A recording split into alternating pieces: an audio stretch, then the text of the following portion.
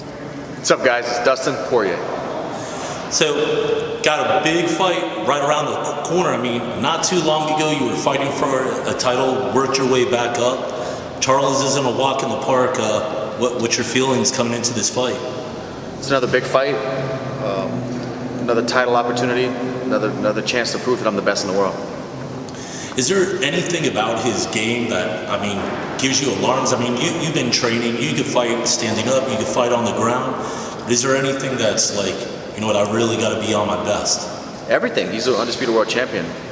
Has the most submissions in UFC history. You know, big knees, big elbows, big punches. He's dangerous everywhere. I have to be on top of my game.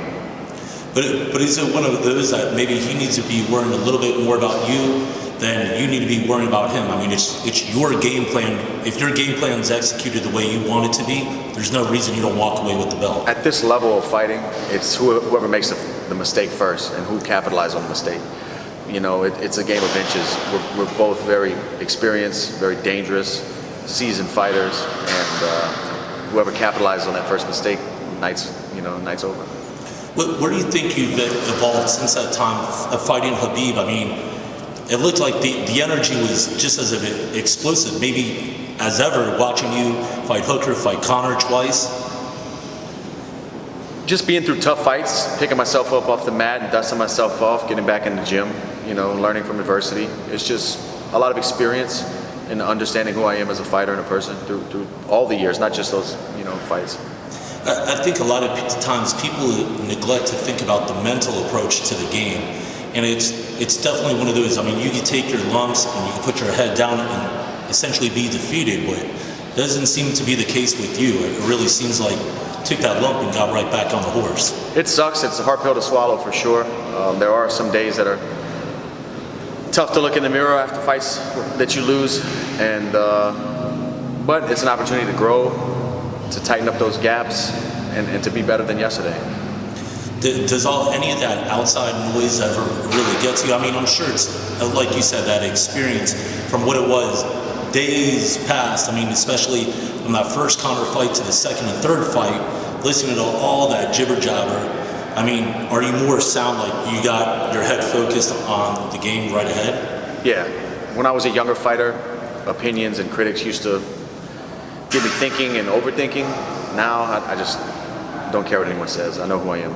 Somebody can't tell me who I am. Where do you see yourself? I mean, given what the outcome of this fight is, I know there's been that talk of, you know what, I'll move up before I retire type of thing. Is that still something that could ever happen? We see you move up? Yeah. Like, my goal isn't to win the belt and then go to 170 pounds, but I do believe before I retire, I'm going to fight at 170 pounds.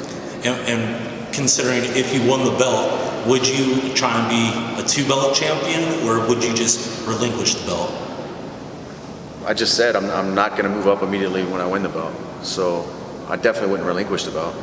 But I mean, if they gave you like that call, like you got to let go of the belt if we're going to give you that fight to move up, I mean, that would never be. That's not my next move. We got too many top guys in the lightweight division to chase other belts.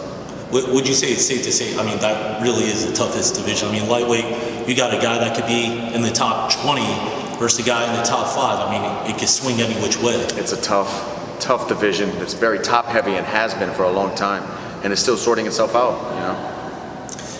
What do you think, though? I mean, like, I guess a few years from now, though, with kind of like the shape of the UFC, is there rules or anything that you think needs to be altered? Because we're seeing a lot of questionable decisions and stuff as well.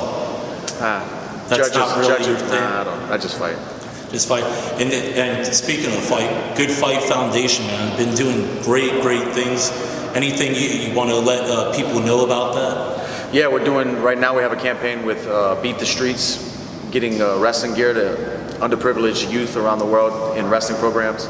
We're doing a big Toys for Tots in December. But before that, we're doing, for this UFC 269 fight, I'm auctioning off my fight gear like I always do.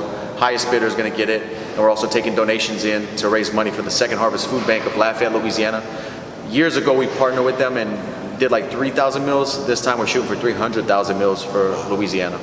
Wow. It's quite interesting. So regardless of what goes on in your MMA career, I mean, what you're doing with the Good Fight Foundation is extremely noble. I mean, what a great thing you're doing. Thank you so much, man. I just realized that I have a platform to get, people's voices out there, and just as I grew up in the sport and matured, I have in my personal life, and trying to make the most out of this whole thing. Awesome. Well, hey, that's really it. If you got anything you'd like to add, maybe for that kid out there that's watching you fight and sees you as their idol.